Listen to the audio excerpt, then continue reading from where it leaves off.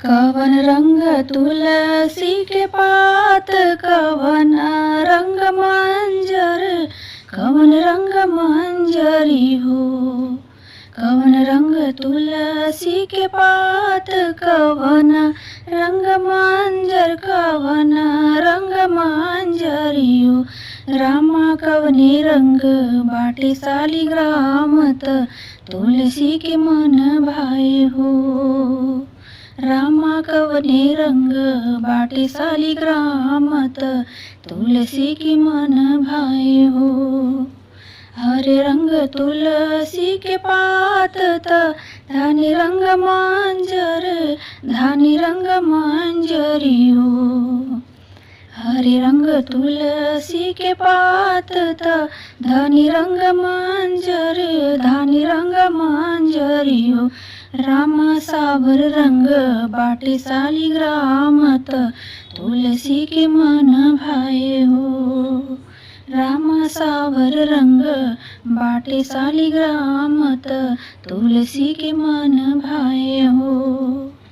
काऊ पी है तुलसी के पात, काऊ पी है मंजर, काऊ पी है मंजरी हो।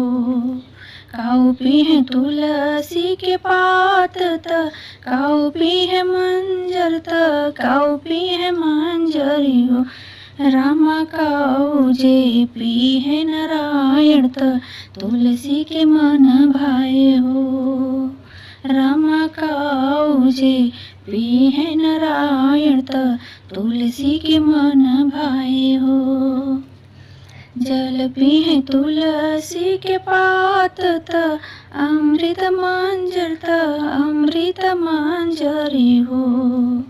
जल पी है तुलसी के पात, अमृत मंजर, अमृत मंजरी हो।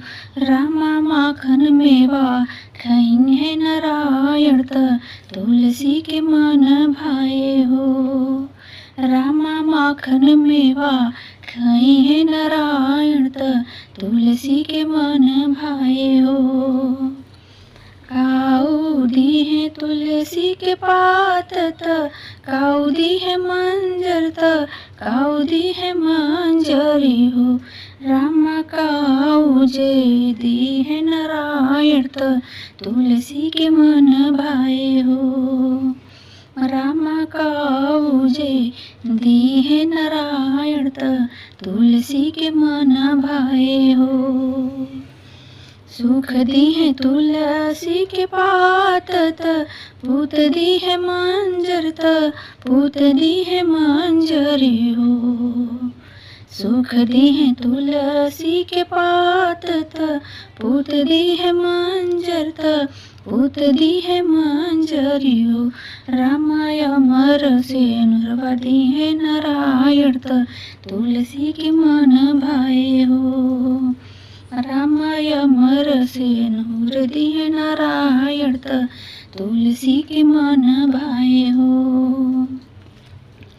कार्तिक में तुलसी मनाई बत, दिया न जलाई बत, दिया न जलाई बई हो।